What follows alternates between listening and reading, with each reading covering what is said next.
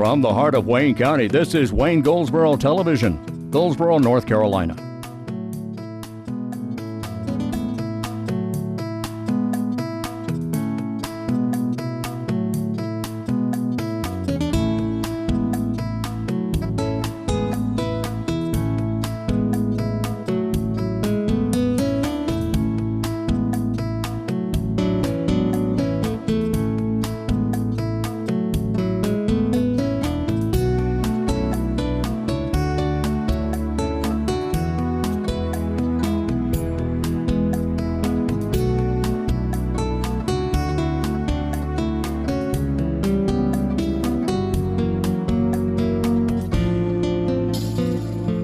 Today is September 1st, 2016, and this is Wayne Goldsboro Television. I'm Wayne Alley. Thanks for being with us. Today is indeed the first of the month, and we'll talk about that in just a moment. I'm glad you're with us, and a quick reminder that this program airs at 7 a.m. in the morning, noon, and at 5:30 p.m. And then tomorrow we'll do it all over again, but we'll use different words. I've said that before. I'm a bit redundant. And I repeat things too. Otherwise, it's going to be a State of the Military coming up. This event is going to be held at the Goldsboro Event Center coming up on September 28th at 11 a.m. 11 a.m., that's morning. And it goes until about noon o'clock, and there is absolutely no cost. However, an RSVP is required, so respondez s'il vous plaît, to Linda M. at WayneCountyChamber.com, or simply call the Chamber office, 919-734-2411. The State of the Military. State of the Military is a Military Affairs Committee event where the 4th Fighter Wing Commander, the 916th Air Refueling Wing Commander, and the Chairman of the Military Affairs Committee briefed the community on the state of the base, issues of concern, and achievements. That's coming up September 28th at the Goldsboro Event Center, that beautiful new, that new refurbished event center on South Slocum Street in Goldsboro. All right, and so call the Chamber office to make arrangements and RSVP that. 919-734-4211. 919-734-2411. Yeah, that's it. Sure it is. Okay, what do we need? We don't need that. We've got an election coming up soon. It's November 8th is Election Day, and there's 3 ways you can vote. 3 ways. You can vote by going and standing in line on November 8th for ever who knows how many hours or whatever length of time. But that's November 8th. You stand there and in line, and then they check you in, you fill out your ballot, you put it in a machine, then you go home. You voted.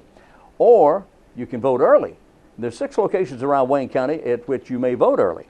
Anytime between, or any day I should say, between October 20th and November 5th, you can vote at the Board of Elections office at 209 South William Street. 209 South William Street. You can vote at the Board of Elections office any day between October 20th and November 5th. Or you can go to one of the other 5 locations any day between October 27th and November 5th. And during the week, you can vote at these locations. You can vote at the Board of Elections office between 8 a.m. and 5 p.m. during the week. Or you can vote on Saturday between 9 a.m. and 2 p.m. Or you can vote on Sunday between noon and 4 p.m., making it easy for you. Now, the other 5 locations are the Goldsboro Worship Center at 900 West New Hope Road, the Little River Shopping Center on West Grantham Street, as you know, the New Hope Friends Church at 4451 Highway 70 East, the Mount Olive Train Depot, 110 West Main Street, or the Fremont Town Hall, 120 East Main Street in Fremont.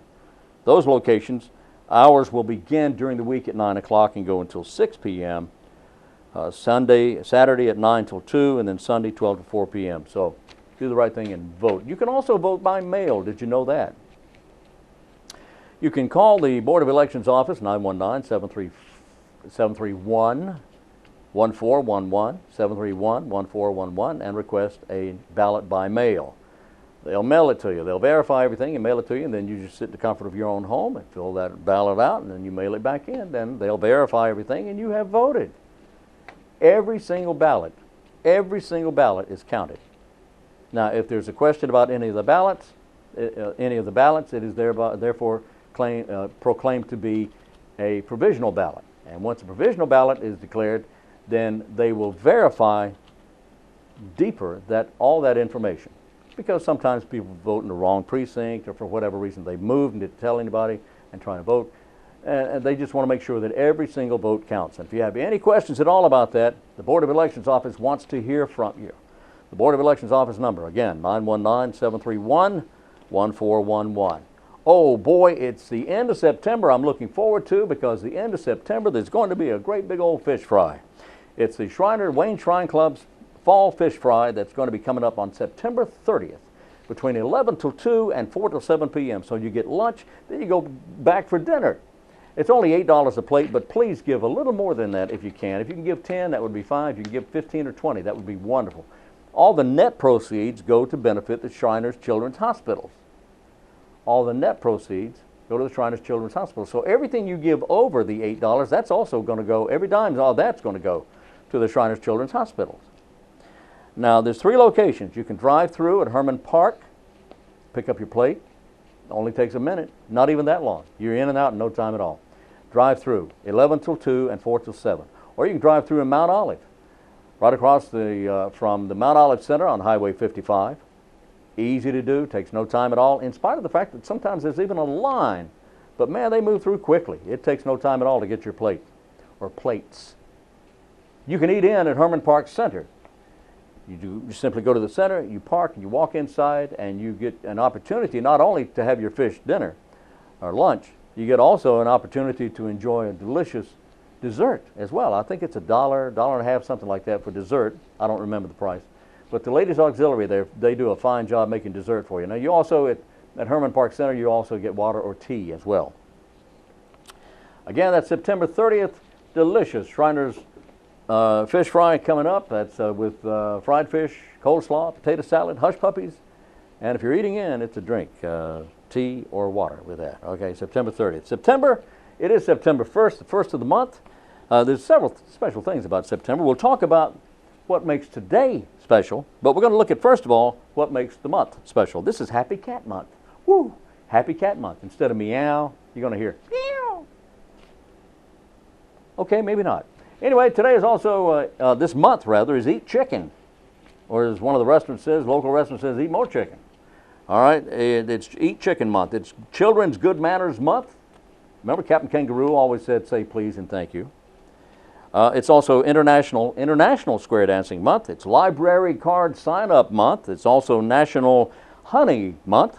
It's also National Save a Tiger Month. So if you happen to be out mowing the lawn or playing with the kids outside, you happen to see a tiger walking by, save that tiger. I don't know how. Figure it out. It's also National Sewing Month. It's also National Piano Month. It's also Subliminal Communications Month. Eat more chicken. Eat more chicken. Ooh, eat more chicken. It's also Women's Friendship Month, and it's also Update Your Resume Month. Good idea. Should always do that. Keep that fresh. All right, let's see what else we have here. We got the Really Chilly Challenge coming up towards the end of October. October the 2-2 in the John Street parking lot behind the Flying Shamrock. That's between John Street and Center Street. The Really Chilly Challenge coming up. The Community Soup Kitchen of Goldsboro benefiting from this from 11 until 2 on October 22nd. They've done this this will be the 10th year they've done that. That's amazing. 10 years they've done this. Can't believe that. On Wayne Memorial Hospital, you can go to waynehealth.org and get this information.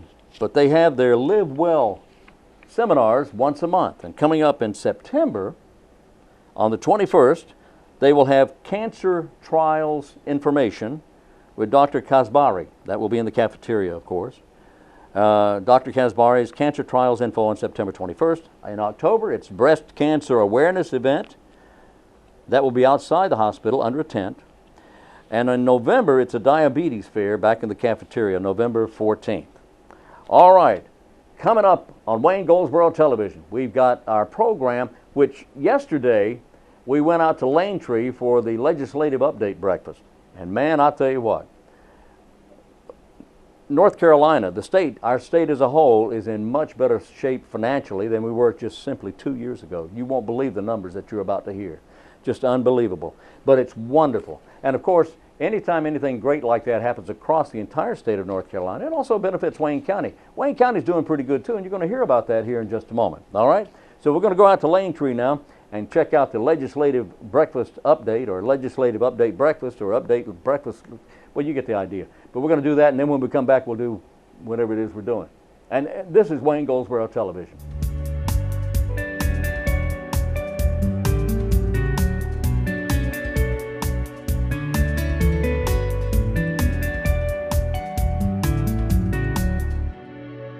Good morning, everyone. We are so pleased to have such a great room that is filled with a lot of interested parties here, and we're real thankful. So in an essence of time, we're going to go ahead and get started. On behalf of the Wayne County Chamber of Commerce Board of Directors and staff, we do welcome you for this annual legislative update breakfast. There's great momentum in Wayne County. We've been talking about this a lot here lately. And don't think for a second that the gentlemen to your right are not working quietly, and sometimes not so quietly, behind the scenes to ensure that the momentum in your county and in the great state of North Carolina are certainly moving forward. Mr. Hal Tanner III serves as chairman of the Wayne County Chamber of Commerce's Governmental Affairs Committee, and he also serves on the board of directors of the Chamber of Commerce. Mr. Tanner is the president and publisher of the Goldsboro News Argus and has been incredibly instrumental in the preparation of today's event. I've successfully strong-armed him once again to serve as this year's moderator for today's discussion. Please join me in welcoming Mr. Hal Tanner.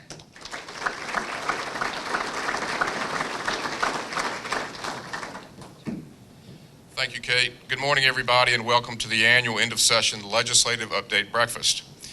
This event is a great opportunity to hear about the good work our legislators are doing in Raleigh, and this year we are pleased and fortunate to hear directly from the State Budget Director, Mr. Drew Heath.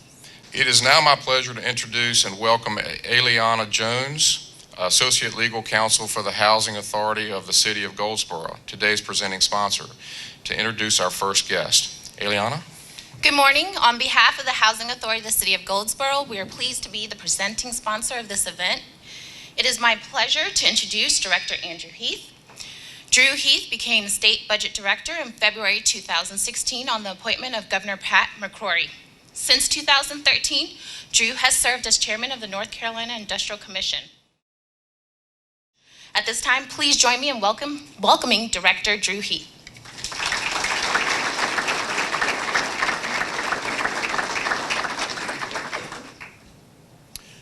Thank you very much. It's great to be here. Thank you for the good breakfast, and hope you enjoy the presentation. So what we're doing today is trying to explain to you how we're spending your taxpayer dollars and how we got to the position where we are to have so many dollars to spend. I want to thank the, sorry, I'm getting some feedback here. Members of the General Assembly that are here. This is a team effort. Republican, Democrat, Governor, General Assembly. So thank you very much for all of your efforts. And the clicker is apparently not working. There we go. Okay, so just to put our economy in perspective, North Carolina is the 9th largest economy in the United States and is the 23rd largest economy in the world if you stacked us up against other countries. Annual GDP of right around $510 billion. So pretty large economy. So one of the things that this General Assembly and the governor focused on was modernizing the tax code.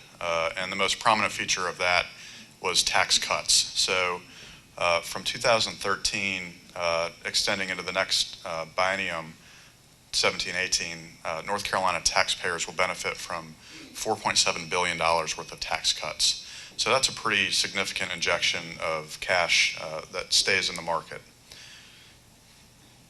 We've been recognized for our movement in tax reform. In 2012, we were ranked 44th in the nation, and today we are ranked 15th.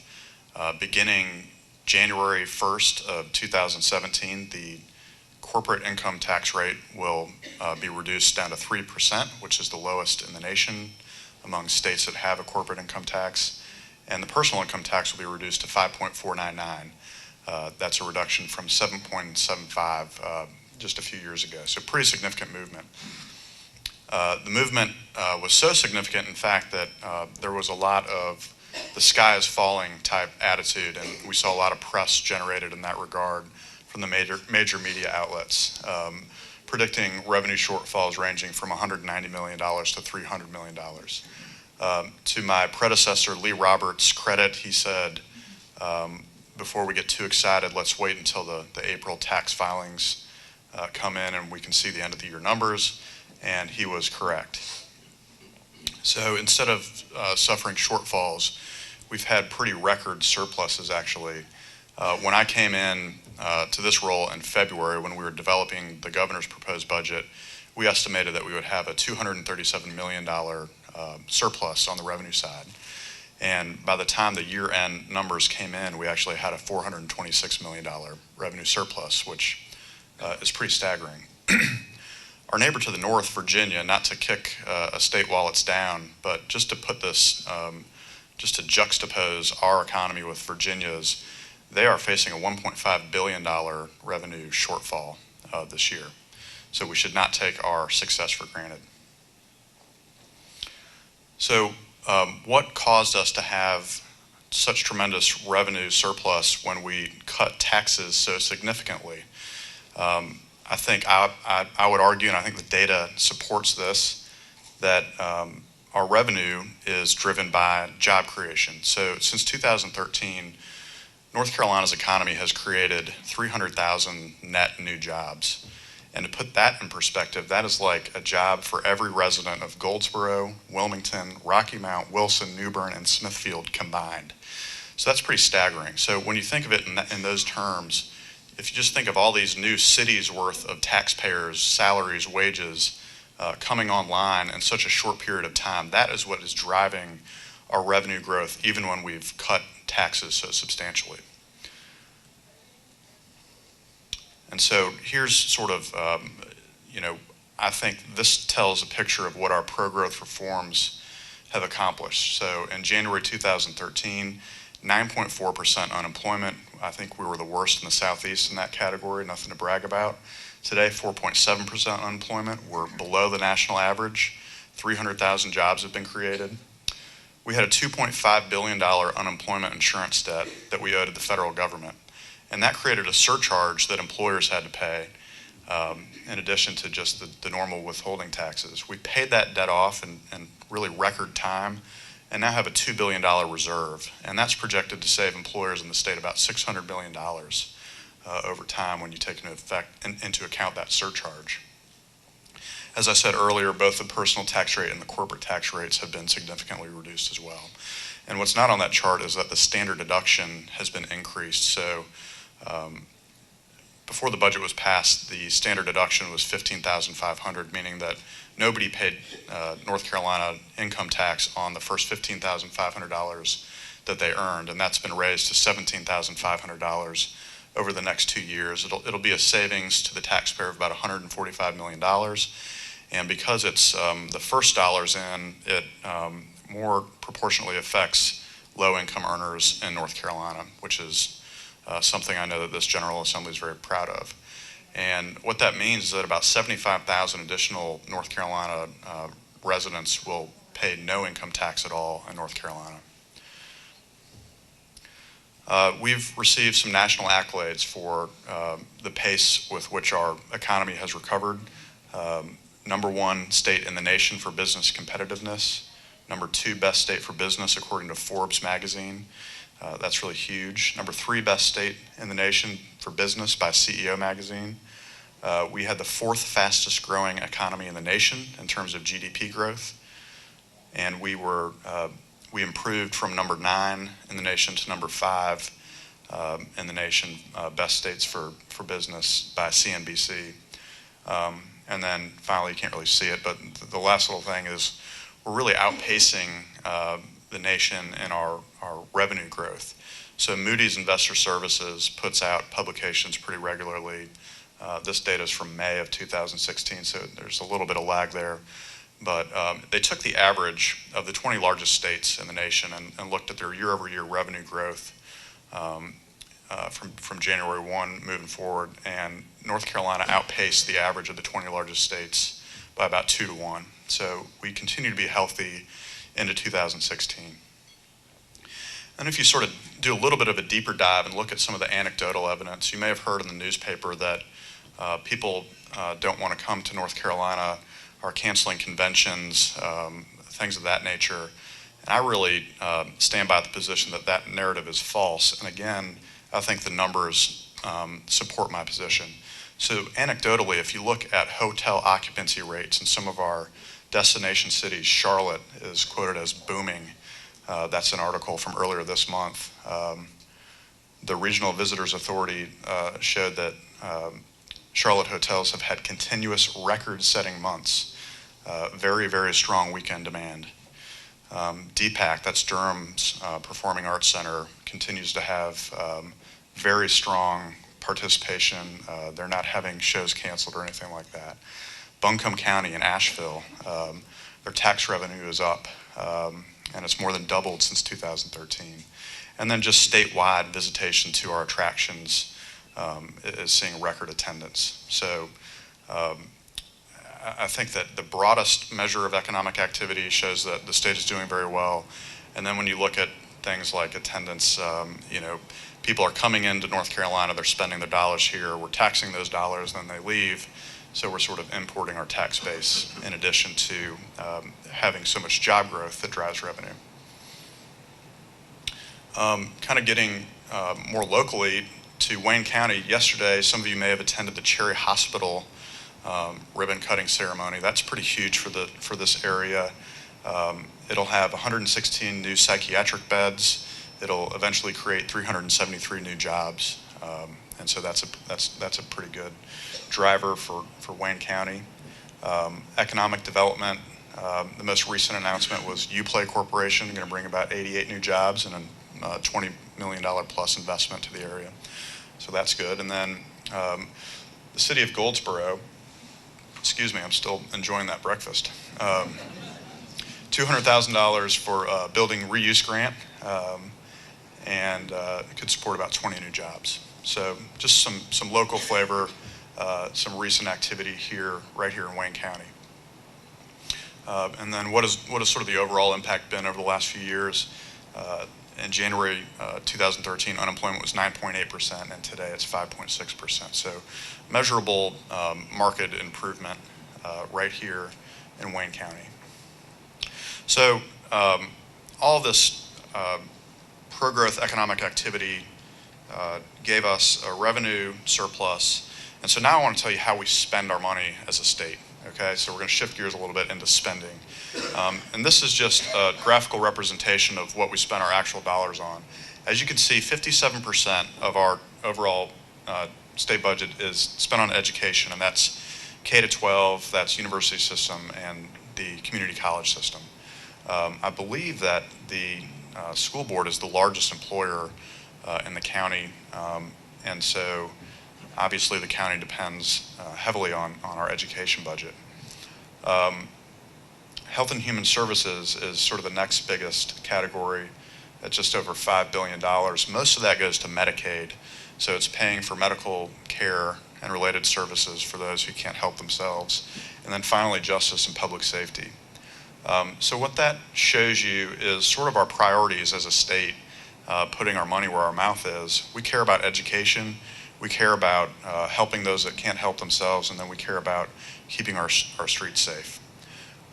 If you look at that sort of orange-colored 2% sliver, the rest of North Carolina's government is, pretty much crammed into that little 2%, which was sort of surprising to me when I came to this position.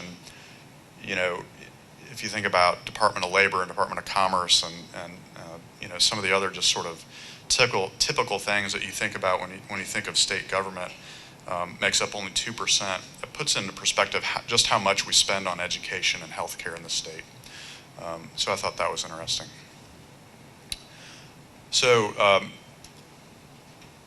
none of the state agencies suffered a net reduction in this last budget. Everybody experienced an increase, but it was very measured growth. So population is growing in North Carolina, and would you let me know if I'm running up on time here?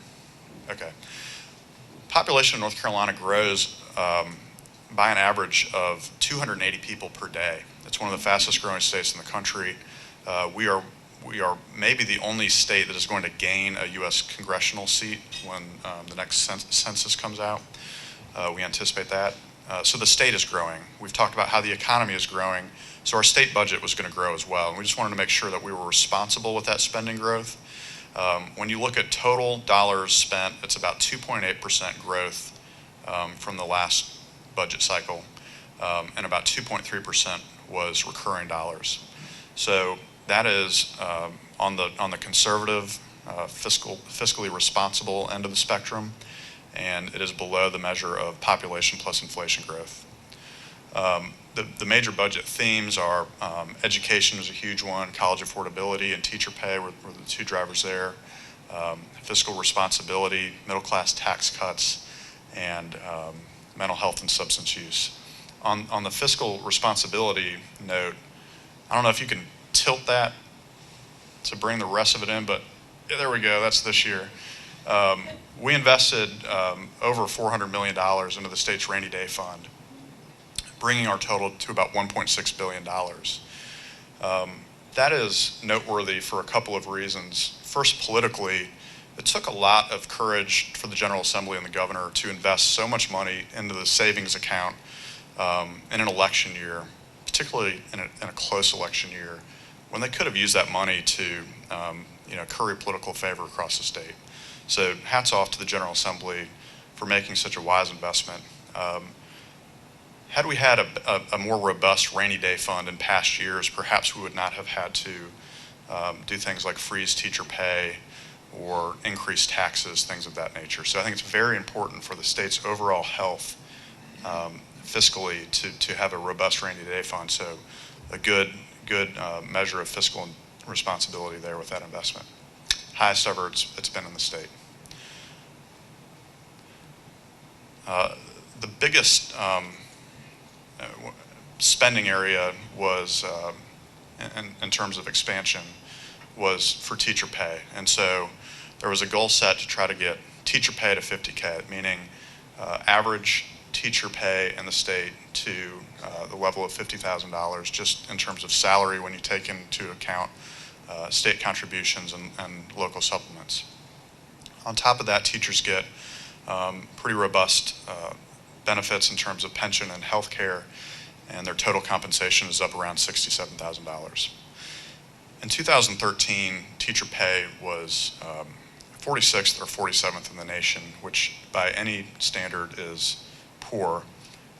And we've seen sort of an effort to turn around the battleship. So if you look at the trajectory that teacher pay has been on in the last 3 years, it shows nothing but improvement, and I think you're going to see a continued commitment to teachers going forward. There was even some intent language in this budget that was passed to try to get the average salary higher next year. So teacher pay was a huge initiative for the General Assembly and for the governor. Other contributions to education was trying to make college more affordable. So student debt is a huge issue nationally and right here in North Carolina.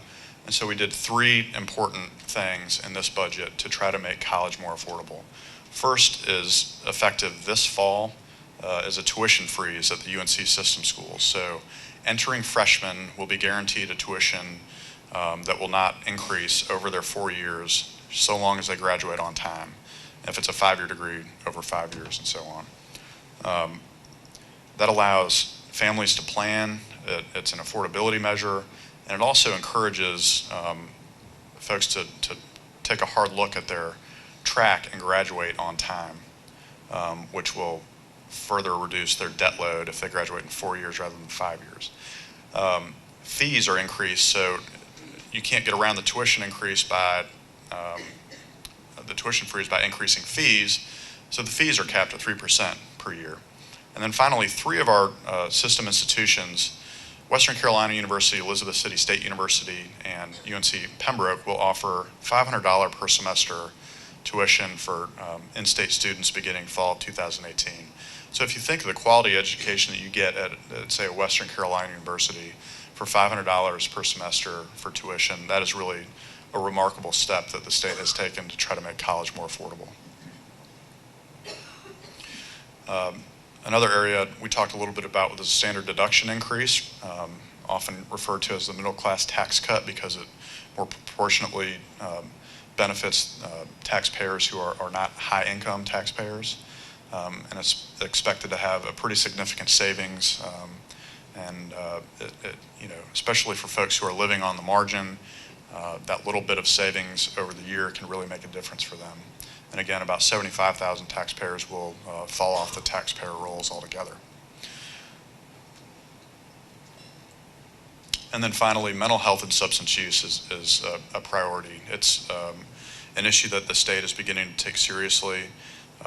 North Carolina, as part of a national trend, is unfortunately experiencing an opioid epidemic. That's heroin and prescription drug abuse and even deaths from overdose. So you saw a bill passed by the General Assembly and signed by the governor to allow greater access to a life-saving drug called naloxone.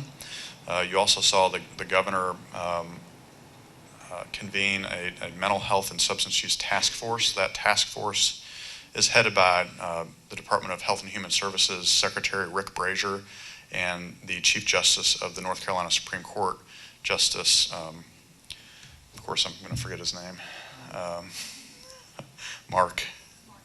Martin. Excuse me. I'm sorry, Justice Martin, wherever you are. So some of the recommendations were for a more robust case management system to make sure that people didn't fall through the cracks as they transition from say treatment facilities to group homes, things of that nature, transitional housing. We set up drug and veteran treatment courts that are designed to get people out of jails, divert them out of the justice system and into treatment centers where they can get their life back on track. About $12 million from the Dorothea Dix sale in Raleigh is going to be spread around the state to try to get additional mental health beds. And then, of course, yesterday the grand opening for the Cherry Hospital, which will have over 100 beds just devoted to psychiatric care. So turning now to the bond initiative. So the voters passed the bond in March of 2016, just a few months ago.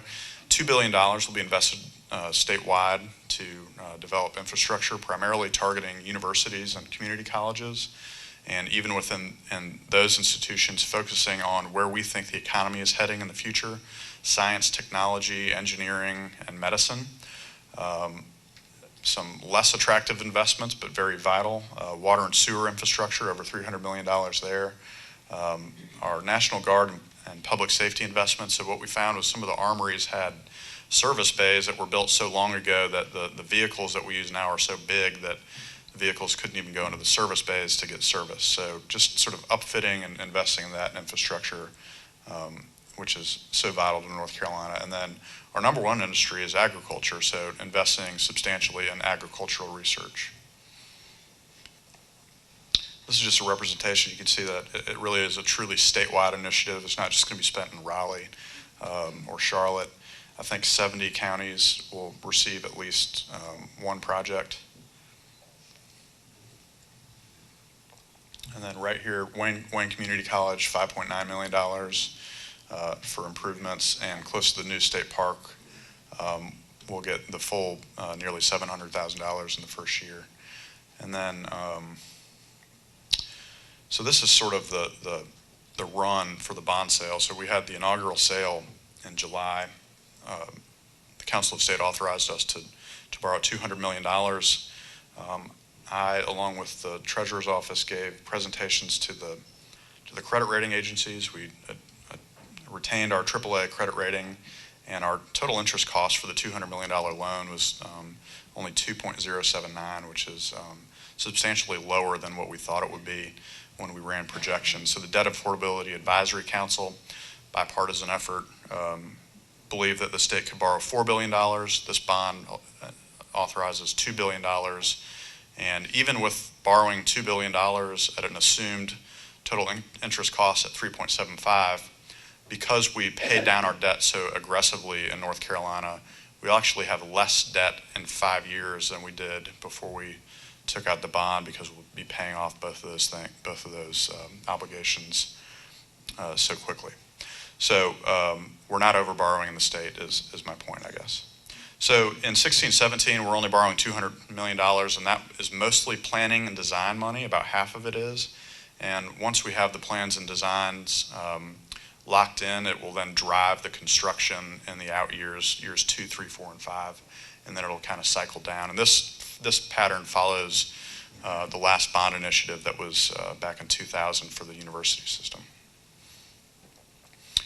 Going back to fiscal responsibility and state budgeting, the credit rating agencies, Moody's, Standard & Poor's, and Fitch, they publish reports after we give the presentations and when they release their rating of the state. I thought it was important to point out that all three of them, in giving their rating to us, pointed out North Carolina's prudent fiscal management, moderate debt levels, and healthy savings accounts. And that contributes directly to the interest rate we get.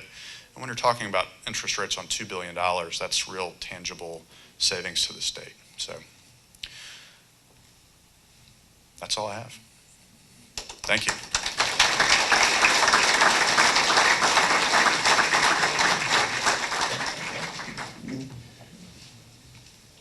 Thank you, Director Heath. I think all of you gentlemen should take a bow. What an incredible turnaround. Let's give them another round of applause.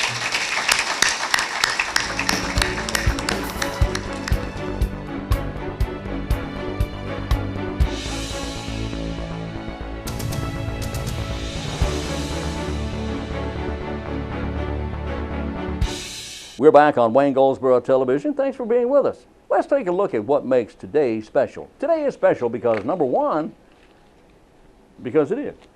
It's September 1st, first of the month. September what? First of the month. Today is Building and Code Staff Appreciation Day. Wow. Yeah, Building and Code Staff Appreciation Day. I know Stephen Stroud is happy about that. Happy day. It's also Calendar Adjustment Day. We'll figure that one out later. Today's Chicken Boys Day. It's Emma M. Nutt Day. Now, do you have any idea who Emma Nutt was? She passed away several years ago, but Emma Nutt was, I believe it was Hartford, Connecticut, back in the late 1800s. She was the very first telephone operator. That's true. Emma Nutt, I believe it was Hartford or somewhere up there in Connecticut, was the first telephone operator. She was the one who would say something like, "What do you want?" or "Hey you," because nobody knew to say, "Number please." But anyway, that's who she was. International Day of Awareness of the Dolphins of Taiji. I have no idea where Taiji is, but it's the Dolphin Day there. It's National No Rhyme Nor Reason Day. No Rhyme Nor Reason Day. It's Random Acts of Kindness or Be Kind Day. Now that's a nice thing to say. It is, yes. It's Save Japan's Dolphins Day. Today, apparently, Dolphin Day. Toy Tips Executive Toy Test Day. Now, you try saying that 3 times real fast. It's Toy Tips Executive Toy Test Day. Okay. It's also Bring Your Manners to Work Day. So there you go with all that. And that's enough of that, as a matter of fact. Wayne County Stand Down Day is coming up October 6th, so you have a little over a month there. This is for veterans in need. You got to bring, if you're a veteran and you plan on attending this, you've got to bring your VA ID or your DD-214. If you want information about this, you can call 731-7950 and ask for Zachary Branch or Gabriela Gonzalez. Department of Motor Vehicles will also be present to assist veterans who need to obtain an ID. Bring your Social Security card, your DD-214, along with $10 cash, and they can help you with that. If you're homeless, a letter from the shelter verifying that you are homeless is required to receive a free ID. This is sponsored by a whole bunch of nice people, including Wayne County Veterans and Patriots Coalition AMVETS, Post 1111, Kinston Elks Lodge, DAB Chapter 45, the American Legion Chapter 215, and the Bridge Church, benefiting veterans and their families, offering employment services, medical screening, nursing, housing referrals, VA benefits, food, toiletries, barber services, and legal services as well as clothing. All right, that's big. That's coming up October 6th, and it's going to be held, by the way, at Herman Park Center. Herman Park Center. Now, here's today's trivia question. The trivia question category is the funny papers. Everybody knows the comic strip Peanuts, written by the late Charles Schulz. And Peanuts is one of the very, very few comic strips that was not taken over by a member of the family or by another artist or by somebody else. And it was just not done away with when Charles Schulz passed away a few years ago. They're repeating these. And that's wonderful. That's certainly a testament to him and his talent. So here's the question. In the comic strip Peanuts, when Charles Schulz first originated this comic strip, he wanted to call it Little Folks, L-I''L, Folks, F-O-L-K-S. Well, it seems that there was already a comic strip called Little Folks, and the people who syndicated this strip didn't want to confuse it with Little Abner. So Little Folks was out. They wanted to call it Peanuts. They liked that Peanuts. Well, Charles Schulz didn't like that at all. He wouldn't have anything about it, so they fought about it. Anyway, the syndication finally won. United Features won that battle and said, okay, we're going to call it Peanuts, and that's the end of it. So they called it Peanuts. Well, where did they get the name Peanuts? I'll tell you, it came from an early television program. Peanuts referred to the peanut gallery. What was the name of the show that had the peanut gallery? That's our trivia question. I'll give you the answer in the next segment of the program. Let's go back to our program now on Wayne Goldsboro Television.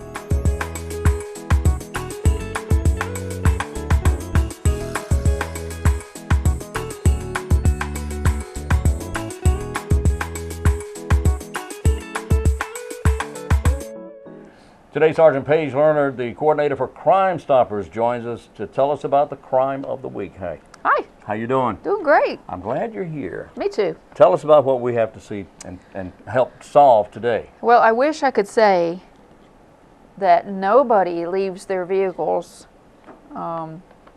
locked or unlocked. I don't, oftentimes we have talked about this, but we really try to stress to the public, please do not leave your personal belongings in your car. Oh, good grief. And bring them home, bring them in the door with you. Mm-hmm. If you have to leave something, secure it in a trunk.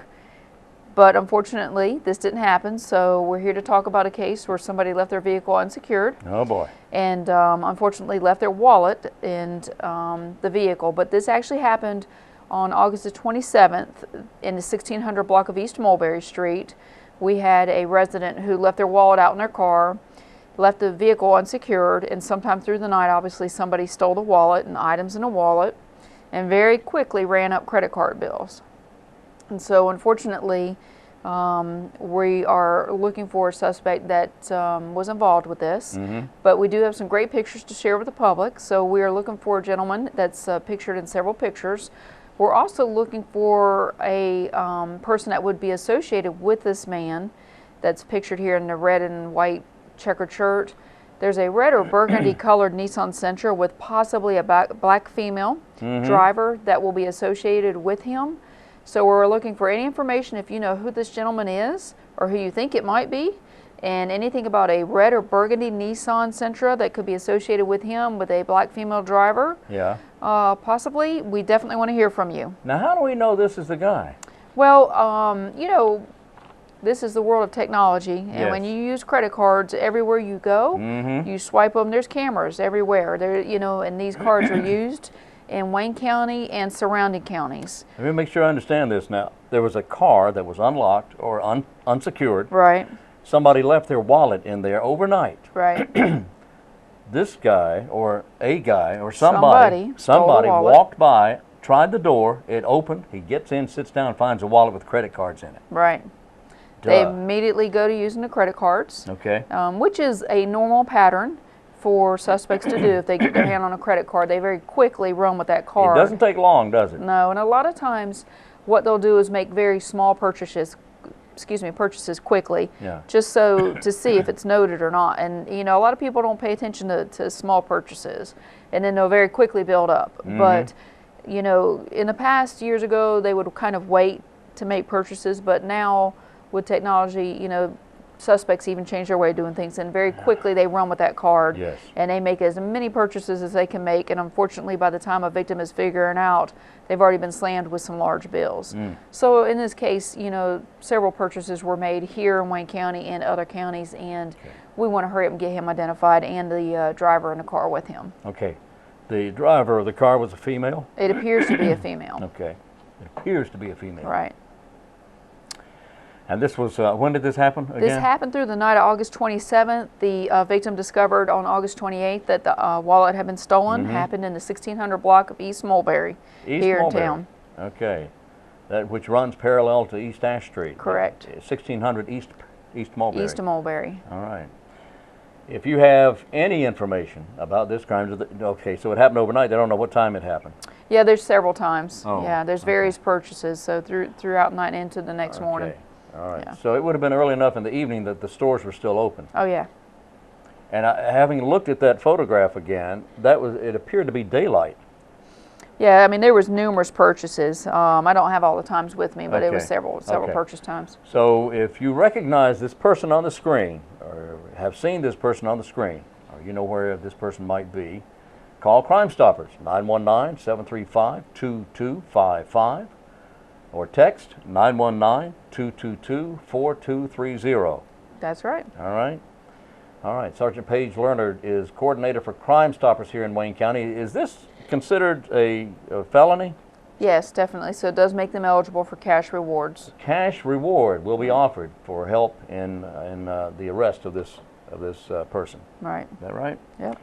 919-735-2255, 919-222-4230. Sergeant Paige Lerner, thank you. Thank you for having me.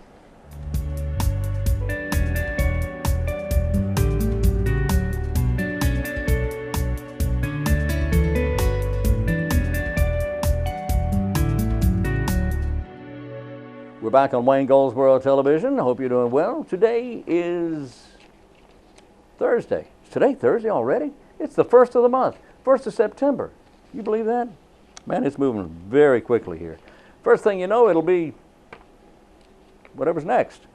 Got a chicken chase coming up. This will be on the 7th of September, a chicken chase. Now, according to Adam Knight, who's with the Goldsboro Parks and Recreation Department, you're not really going to be out chasing chickens. They just call it that. Although I think that would really be fun, though. But community fun, run, walk, and bike. That's what it is. So you can run, you can have fun, you can walk, and you can bicycle on beginning at 6 p.m. at historic Herman Park, beginning at 6 p.m. on September 7th. Free T-shirts for the first 75 registered. You get free online registration by simply going to GoldsboroParksandRec.com and click on the link that takes you to races online and a bunch of other stuff after that.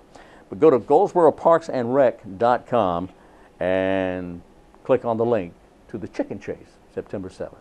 That's going to wrap it up for today. I've enjoyed it. Hope you have too. We're going to do this again tomorrow. Maybe we get some help in here from Pat and Kate if they finish their assignments. But who knows? We'll have to just kind of wait and see. Anyway, have a great Thursday. And remember that the show repeats at noon and then again at 5:30 p.m. So until tomorrow, I'm Wayne Alley, and this is Wayne Goldsboro Television.